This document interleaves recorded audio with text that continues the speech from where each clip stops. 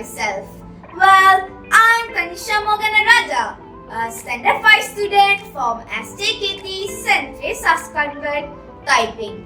Will you believe that I'm a bookworm since young and I spend all my free time reading books?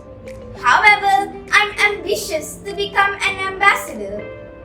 I would like to begin with a famous phrase of Ernest Hemingway which says, "There is no friend as loyal as a book." Books are like our fellow friends with no demands or complaints. Today, I'm going to review a book which mesmerized me. But first, why do we read a storybook? What is the importance of reading storybooks? Well, the answer is quite simple. By reading storybooks, we can increase our knowledge and imagination skills, improve our vocabulary, and also learn moral values, thus helping us in taking the right decisions in life. Now, let's go into the topic. Do you ever come across the name Robin Hood, the 18th century superhero? Yes, today I'm going to review a book titled The Merry Adventures of Robin Hood by Howard Pyle. The author, Howard Pyle, was born in Wilmington, Delaware in the year of 1853. Pyle liked to create a special world where anything could happen. He called up the lands of fantasy or imagination. Furthermore, his other books frequently have medieval European settings, including a 4-volume set on King Arthur. He is also well known for his illustrations of pirates and is credited for creating what has become the modern stereotype of pirate dress. He also illustrated historical and adventure stories for periodicals such as Harper's Magazine and St. Nicholas Magazine. His novel Men of Iron was adapted as the movie The Black Shield of Falworth in 1954.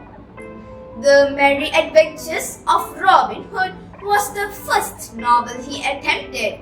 He took his materials from the medieval ballads and wove them up into a cohesive story, altering them for coherence and the taste of his child audience. This book was published by Bandit Books, New York, and it consists of 239 pages. This book is a classical. I have always been interested in medieval times and stories about outlaws. This book consists of 20 chapters with a lot of little adventures that Robin Hood and his merry women went on, each telling a different tale and teaching a thing or two. This book never gets boring and was always changing. This story happens during the reign of King Henry II in England. 18-year-old Robin Hood gets into a fight on the way to an archery competition, accidentally hurting a forester. Robin Hood hides from the vengeful Sheriff of Nottingham in Sherwood Forest. Over time, other outlaws join him and he becomes the leader of their band. They vow to help those who are unfairly oppressed or are in need. They do so by taking from those who have wronged these people. As Robin Hood becomes more notorious in Nottingham, the sheriff attempts to catch him but always fails. Realizing that he cannot outsmart Robin Hood, the sheriff gives up on his aim of catching the outlaw. Robin Hood will do anything to feed the poor. The whole story is just what truly happened with Robin Hood, Little John, and the other outcasts. Another great thing about this book is that in every page there's a picture. The pictures help me to focus and engage with the story and not want to put the book down. It's amazingly written with an old English mixed in with it as well. It always kept you on your toes, waiting for what will happen next. it will also possibly make you cry if you're a sensitive person. Before coming to the end, I would like to notify the moral values of the story.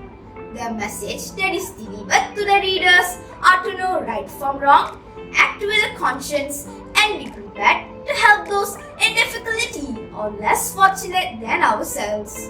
Robin Hood will be proud of his legacy if he truly existed.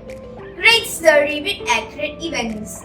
I recommend people to read it and see how they like it for themselves. Thank you.